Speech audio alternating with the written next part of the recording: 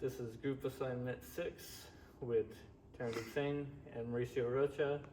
For our problem, we have a sodium ion with positive charge of 1.6 times 10 to the negative 19th coulombs enters a field of uniform electric and magnetic forces that are perpendicular to each other.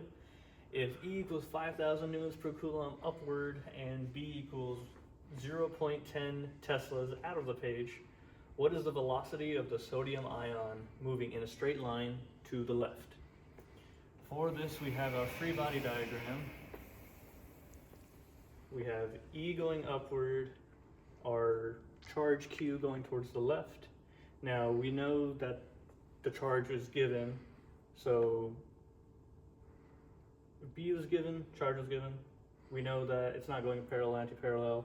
F is going to always be perpendicular to the velocity, and B, which was given.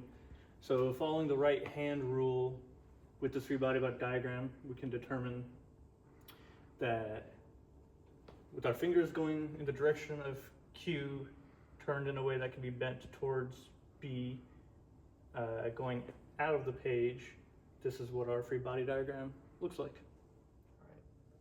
All right, so now that we have the free body diagram done, we're going to transition over to solving for velocity.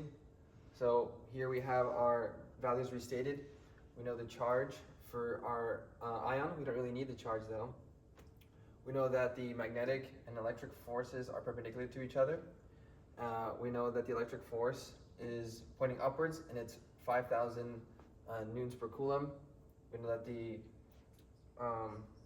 magnetic force is pointing out of the page and it's 0.1 newtons per coulomb, which is also Teslas.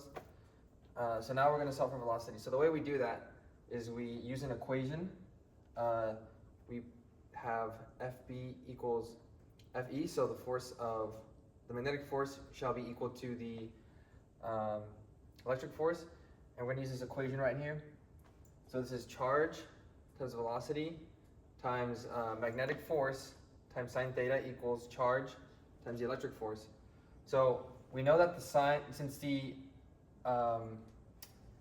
particle is moving perpendicular to the magnetic and electric fields, we know the angle will be 90 degrees. So we know that sine equals 90, so we can cancel that. That turns into a 1. We know that the charges will cancel each other, so we can just erase them because they're going to cancel. So now that leaves us with VB equals E.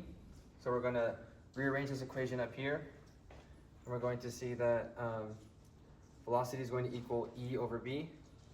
So it's going to be 5,000 newtons per coulomb divided by 0.1 newtons per coulomb. And it's going to give us a velocity of the particle to be 5 times 10 to the 4th meters per second. All right, so a quick correction I want to do. Here we meant to say that the units are supposed to be Teslas, so it's Newton meter per coulomb second. So it's supposed to cancel out, and we're going to get the final unit, which is meters per second.